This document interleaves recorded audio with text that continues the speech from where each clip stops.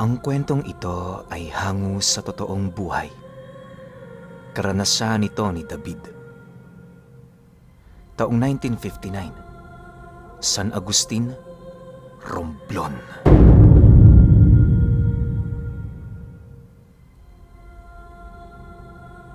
Itong mga panahong ito, maraming pinagkakaabalahan sa buhay itong si David.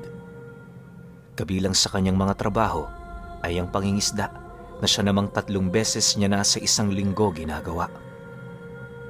Kapag hindi siya pumapalaot, nakikisaka siya sa mga palayan upang magkaroon sila ng libreng pagkain. Nagsisilbi rin siyang utusan ng mga mayayamang pamilya sa kanilang lugar para gawin ang mga trabahong hindi nito nabibigyan ng oras. Dahil sa ganoon niyang gawain, nakilala siya sa kanilang lugar bilang isang huwarang ama. Kahit mahirap lang sila David noon, ni minsan hindi sila nakaranas ng pang-aapi. Noong mga panahong kasing hindi pa kilala ang ugali niya, naging tampulan din siya ng lait at pangungutya. Kalimitang pinang-aasar sa kanya ng mga ito, kung hindi kalabaw, daga. Bagaman masakit na salita yon kay David, tinanggap niya yon ng bukal sa kalooban. Para sa kanya, ayos lang na gano'n ang pagtrato sa kanya ng mga ito, basta wag na wag lang idadamay ang kanyang pamilya.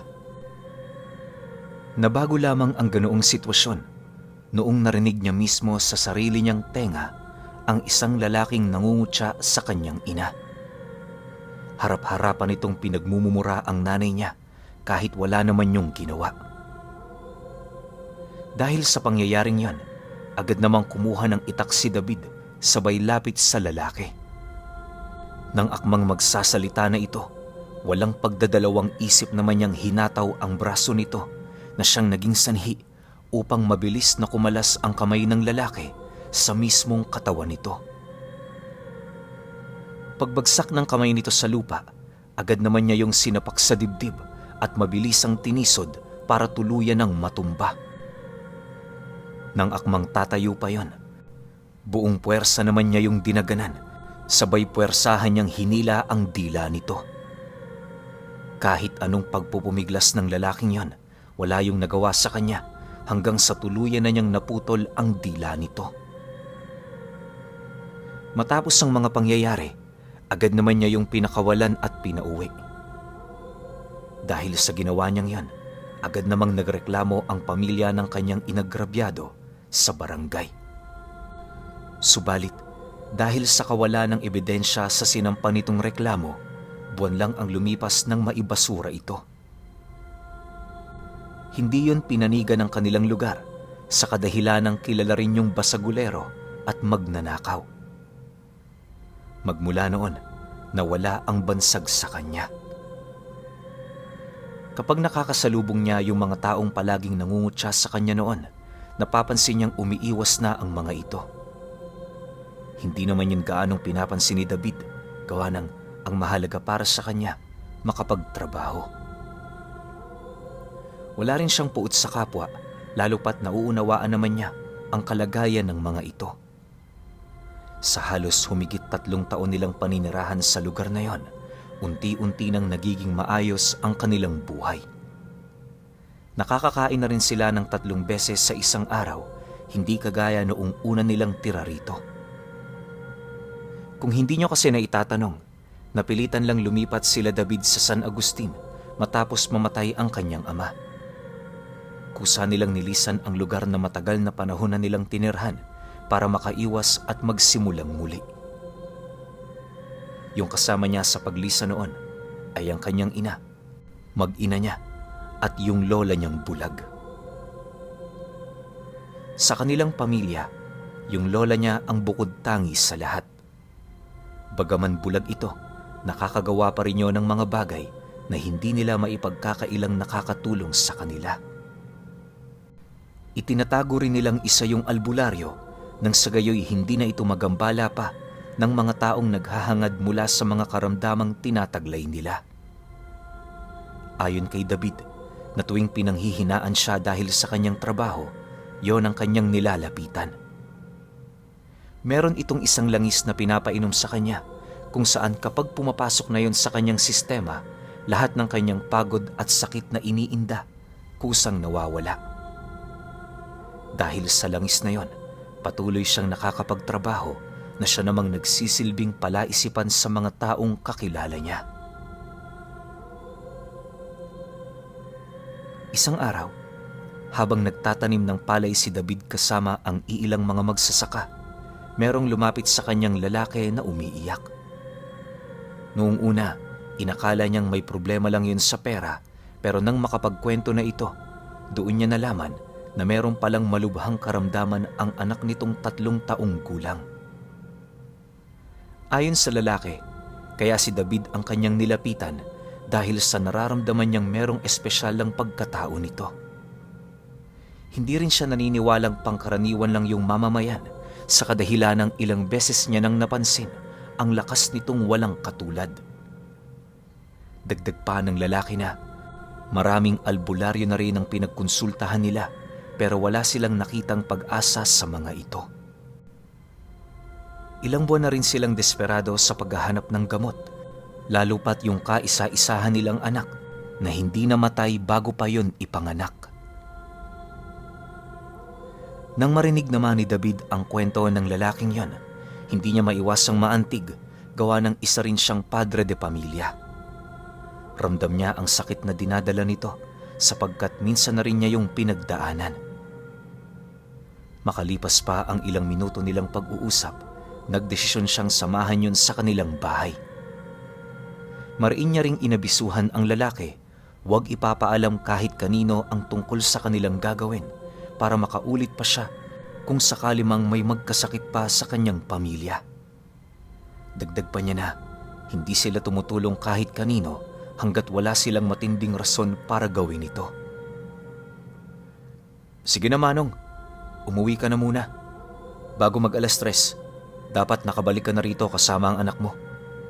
Huwag ka mag-alala, hindi ako aalis nang hindi ka kasama. Wika ni David sa lalaki. Maraming salamat.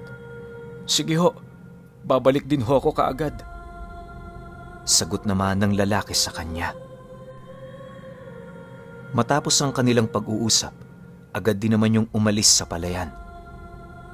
Nang makalayo na ito, itinuon ni David ang kanyang atensyon sa pagsasaka. Kinahapunan, pagsapit ng alas 3 ng hapon, nasipat na nga niya ang lalaking mabilis na naglalakad kasama ang anak nito. Hindi pa man yun nakakalapit, ramdam na ni David ang awa buhat sa batang kalong-kalong nito na balot ng damit. Paglapit nito sa kanyang kinaroroonan, tumambad ang batang halos butot balat na dahil sa hindi na yun gaanong kumakain. Pansin na rin niya ang bilis ng paghinga nito, indikasyon na malubhana ang dinadala nitong karamdaman. Sa pagpapatuloy ng kanyang pagmamasid, dali-dali naman siyang umahon sa palayan. Pagpalit niya ng kanyang damit, agad naman nilang tinahak ang daan patungo sa kanilang tahanan. Makalipas pa ang ilang minuto, narating na nga nila ang kanilang bahay kung saan doon tumambad sa kanila ang nanay niyang abalang-abala sa pagtatanim. Pagsilay naman dito ng lalaking kanyang kasama, agad naman yung nagtanong kung yun ba ang albularyong pupuntahan nila. Nang marinig naman ni David ang sinabi nito, napangiti lang naman yon habang sumasagot ng, "Hindi yan. Nanay ko yan. Nasa loob ang lola ko. Halika, pumasok na tayo." Nang marinig naman yon ng kanyang kausap, tumangulang naman ito habang nananatiling walang imik. Pagpasok nilang dalawa, doon bumungad ang lola niyang nakaupo sa tumba-tumba. Hindi pa man sila nakakapagsalita, gulat na manoon ng lalaki matapos nitong mailahad kung ano ang kanilang pakay. Pagkarinig nila sa sinabi nito, hindi na sila nagdalawang isip na ilapit dito ang anak ng lalaking halos nag-aagaw buhay na. Sa unang paghawak pa lamang doon ng matanda, agad naman itong inilahad na ginagambalayo ng mga kaluluwa at aswang. Naniniwala rin ito, ilang buwan ang kinakain ng nilalang na yon ang laman loob ng batang yon. Ang mas nakakapangilabot pa sa lahat, hindi nila yon inuubos para unti-unti yung maghilom at bumalik sa normal habang lumilipas ang araw na hindi nila yon ginagambala. Yon ang dahilan kung bakit nanatili ang kalagayan nito sa ganoong estado. Ayon sa lola ni David, maaaring mga tiktik ang gumagambala sa batang yon. Sa dinami-rami kasi ng mga uri ng aswang, tanging ang mga tiktik lamang ang may kakayahan na kumain ng laman loob ng bata na hindi yon pinapaslang. Paulit-ulit din nila yung gagawin at magbibigay lamang sila roon ng sapat na araw para maghilom ang pinsalang tinamo ng bata buhat sa kanilang pagkain. Dagdag pa ng matanda na, sa mga panahong nasa ganoong estado ang binibiktima ng mga ito, magiging agresibo ang mga tiktik. Yung tipong papatay sila ng kahit na sinong tao na naghahangad na tumulong sa kanilang biktima. Hindi rin nila papaligtasin ng mga kadugo nito, lalong-lalo na ang mga bata. Marahil isa yon sa mga rason ng iilang mga albularyo kung bakit hindi na nila hinahangad na tulungan ang mga bata na nasa ganoong estado. Kung iisipin kasi, malaki na ang posibilidad nitong mamatay, kaya ano pa ang silbi ng pagtulong dito? Bukod sa wala kang kasiguraduhan na maliligtas mo ang batang yon, inilalagay mo pa sa panganib ang iyong pamilya. Dahil sa sinabi nito, agad namang sumingit ng tanong si David kung kaya bang gamutin ng kanyang lola ang kalagayan ng bata. Nang marinig naman ito ang kanyang sinabi, humagikgik lang naman ito habang sumasagot sa kanya ng, "Anong inaakala mo sakin, iho? Mahina. Matagal na kitang tinutulungan pero hindi ka pa rin kumpiyansado sa kakayahan ko. Diyos ko kang bata ka, oo." O bueno, ipapakita ko sa iyo kung papaano ililigtas ang buhay ng batang ito. Matapos nitong makapagwika, inumpisahan na nito ang paghilot sa bata. Bagaman bulag ang lola niyang yon, nakapagtatakang madali lang nitong mahawakan ang parte ng katawan ng batang nais nitong hilutin. Sinimula ng lola niya ang paghilot sa dibdib nito hanggang sa umabot na yun sa leeg, pababa ng talampakan. Sa bawat paghagod nito ng kanyang palad, umuungo lang naman ang batang yon na parabang nahihirapan. Nang mahilot na ng matanda ang kabuuang katawan nito, doon nito nasuri ang laman loob ng kanyang pasyente. Ayon dito, kalahati sa atay ng batang yon nakaina ng mga tiktik. Yung mga bituka nito halos hindi na nagkakadugtong buhat sa ginawa ng mga nilalang na yon. Ang mas malala pa sa lahat, meron na ring pinsala ang puso nito na siya namang nagpapahina ng lubos sa kakayahan ng batang gumalaw. Ipinagtapat din ng lola niya na sa panganib ang buhay nito kung kaya't kinakailangan nilang bantayan yon ng maigi. Upang masiguro ring maililigtas nila yon sa tiyak na kapahamakan, inabisuhan ng matanda ang ama ng pasyente na doon na muna sa kanila tumira ng mga ilang araw. Makakatulong ang paglipat nila rito upang masigurong hindi na mabibiktima ang bata. Nang marinig naman yon ng lalaki, hindi na rin yon nagdalawang isip na sumang-ayon. Pagkarinig naman ni David sa sinabi nito, agad naman niya yung kinausap ukol sa mga bagay na kinakailangan nilang gawin. Nang mapagkasunduan nilang tumungo sa bahay nito para kumuha ng karagdagan pang gamit, may hinahon naman niya yung inabisuhang maghintay sa labas ng silid, gawa ng meron lang silang pag-uusapan ng lola niya. Paglabas ng lalaki, agad naman siyang lumapit sa matanda habang nagwiwika ng, "La, alam kong mapanganib ang gagawin nating ito. Meron ka bang naitabing gamit dyan para sa akin?" "Sige na, La. Bigyan niyo ako ng pagkakataong tumulong sa inyo. Ako ang magiging lakas niyo laban sa mga nilalang na yon." Sinasabi ko na nga ba yan ang pakay mo. O sige David, wala naman akong pagpipilian. Matanda na ako tapos bulag pa. Kailangan ko talaga ang tulong mo. Sandali lang, may kukunin lang ako. Sagot naman ng lola niya. Pagbalik nito sa kanyang kinaroroonan, doon niya nasipat ang isang baul na dala-dala nito na naglalaman ng isang armas na kung tawagin ay lihok. Para sa mga hindi nakakaalam, ang lihok ay isang punyal na parang sa kalahati ng buwan ng korte. May hahalin tulad mo ito sa patalim na ginagamit ng mga Indiano na kilala sa tawag na karambit. Ang pinagkaiba lang ng lihok at karambit ay ang disenyo. Hindi rin gawa sa anumang espesyal na bakal ang lihok na ibinigay noon kay David, bagkus ay gawa yon sa pinaghalong taing bituin at itim na bato. Bukod sa napakaganda nito, marami rin yung mga katagang nakasulat sa gitnang bahagi ng talim. Ayon sa kanyang lola, noong malakas pa siya, yon ang pangunahin niyang armas tuwing pumapatay siya ng mga aswang. Gamit ang lihok, walang mga nilalang ang nakakaligtas mula sa kanyang mga kamay. Hindi lang kasi yun maituturing na pangkaraniwang sandata buhat sa kakayahan nitong mantigalpo at mangselyo. Kapag nasugatan din ng isang aswang ng lihok na yon, mangingisay ito at bubula ang kanyang bunganga na parabang nalason yon. Kapag dumating na sa puntong kumalat na ang lason ng lihok sa buong katawan nito, kusang maaagnas ang nilalang hanggang sa tuluyan na yung mawala ng buhay. Dagdag pa ng lola niya na sa oras na tangan yon ng kahit na sinong nagmamay-ari rito, hindi na yon tatablan pa ng kahit na anong uri ng usal na dinadala ng isang nilalang na nasa panig ng kaliwa. Saklaw nito ang lahat ng usal, kung kaya't kapag kaharap yon ng isang aswang, iisang bagay lamang ang maaasahan nito at yon ang kanyang sariling lakas mismo.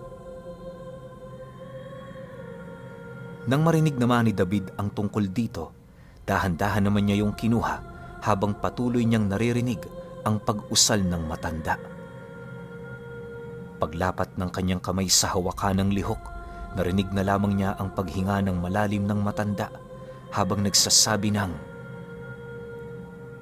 Magbunyi ka, iho, sapagkat hindi ka pinagkaita ng gabay ng sandatang yan.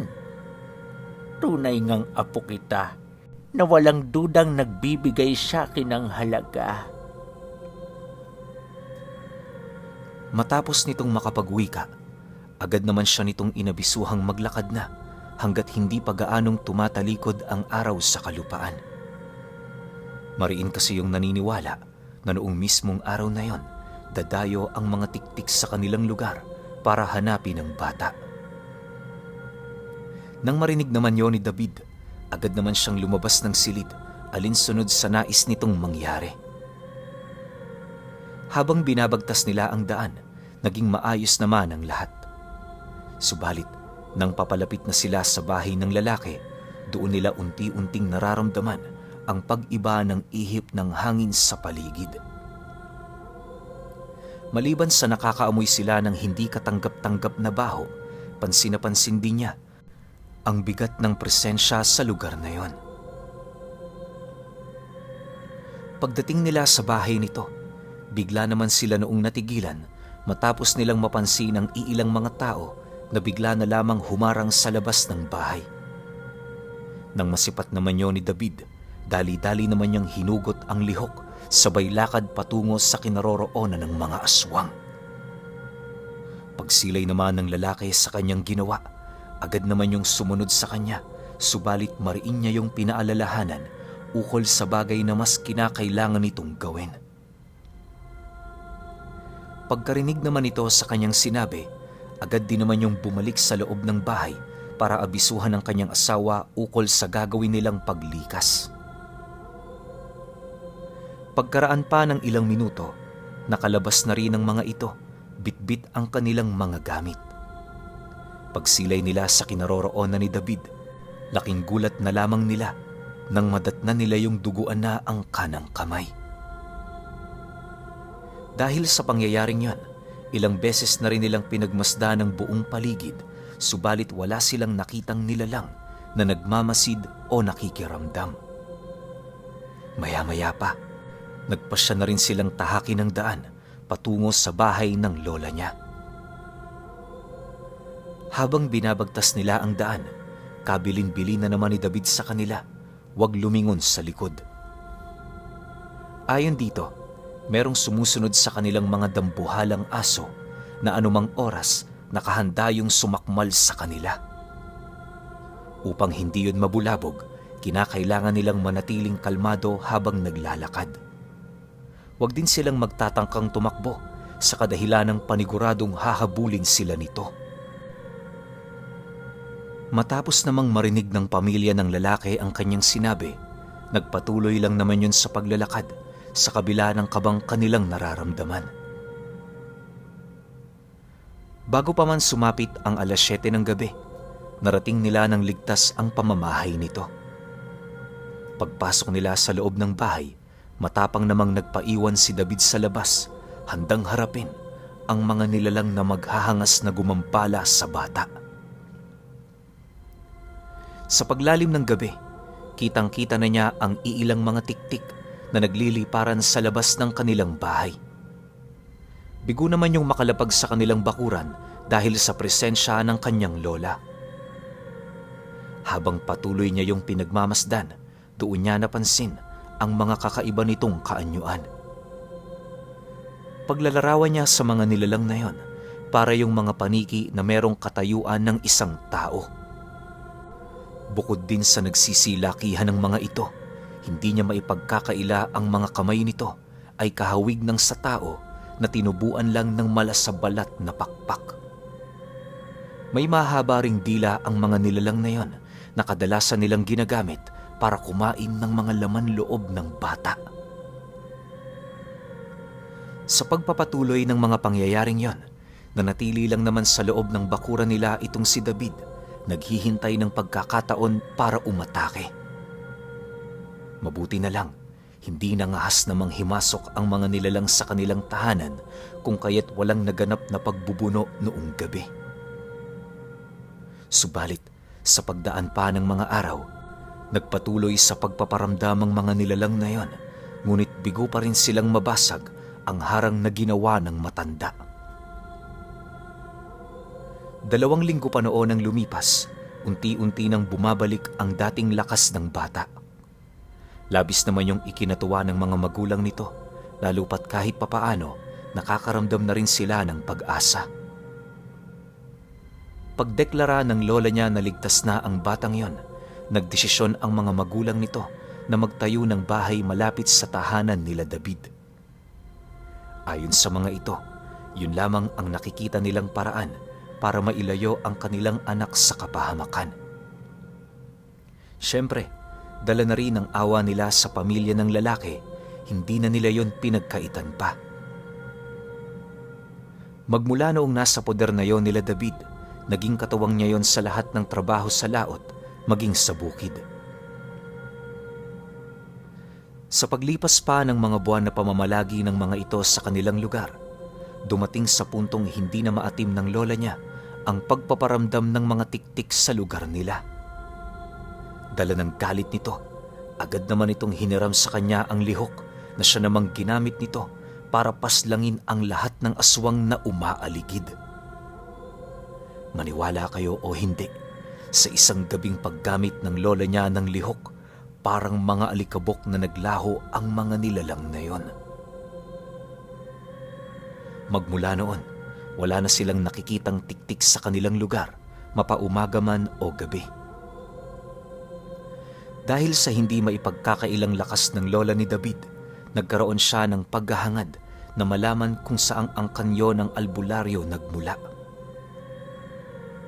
Pagkarinig naman ng lola niya sa kanyang naging tanong, hindi naman yun nag-alangang ilahad sa kanya na galing yon sa mga albularyong nasa hanay ng angkan ng mga dibino. Ito ang kahuli-hulihan sa kanilang dugo at wala na yung balak pang ipasa ang karunungan niya. Ayon sa lola niya, natupad na ang hula sa kanilang pamilya kaya hindi na maaaring ipagpatuloy pa ang karunungan ng kanilang pamilya. Inilahad din ito sa kanya. Maaaring manahin niya ang lahat ng gamit na kanyang matipuhan maliban sa mga tinatangan nitong lihim na karunungan. Nang marinig naman ni David ang sinabi nito, na kontento na siya sa sagot ng matanda. Hindi na rin niya inasampang matuto ng karunungang tinataglay nito, pagpapakita ng kanyang respeto. Pero alam niyo ba, magmula noong nangyari ang bagay na yun sa kanya, mas lalo pa siyang nagkaroon ng hangarin na protektahan ang lahat ng taong malapit sa kanya. Noong namatay ang lola niya, tumatak sa kanyang kaluluwa ang lahat ng kwentong ibinahagi nito sa kanya, lalong-lalo na ang kwento nitong tungkol sa buhay ng kahuli-hulihang dibino. Pinuno, pasensya ka na. Hindi ko maaaring ilahad sa iyo ang buhay ng lola ko. Masyado kasi itong sensitibo at naglalaman ng maraming sikretong hindi na dapat ihayag pa. Sana'y mapagbigyan mo ko sa hihilingin kong titulo ng kwentong ito. At yun sana ay ang Ipinamanang Lihok at ang Dibinong Lola ni David.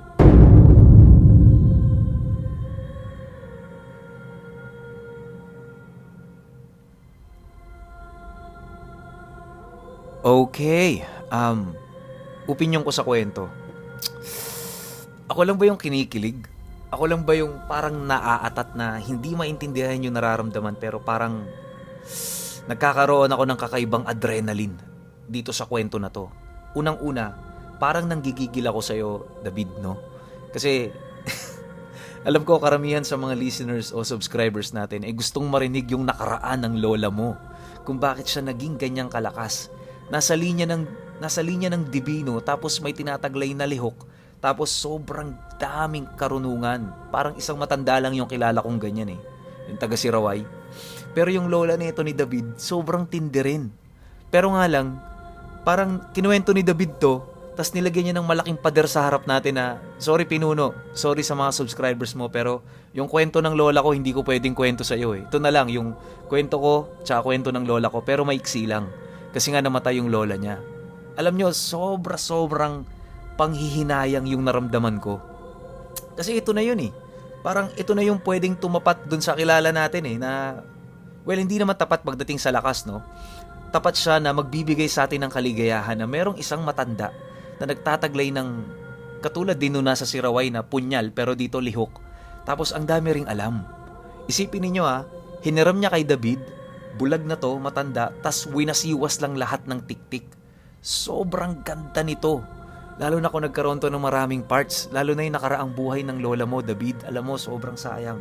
Hindi ko alam kung ano yung pwede kong gawin o anong klaseng pagmamakaawa yung gawin ko sa'yo.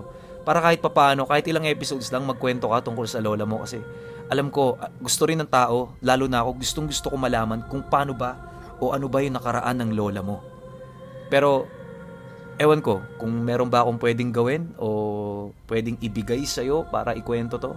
Sana lang ma-email mo ako. Pero masasabi ko overall sa kwento, sobrang ganda. Iba yung adrenaline na binigay sa akin. Iba yung pagkasabik, iba yung pagkanginig. Kaya ang ganda talaga sobra. Para sa akin lang yun. Pero kayo, kung may opinyon kayo sa kwentong ito, comment nyo lang sa baba. Yun lang. Hanggang sa susunod na kwento. Salamat.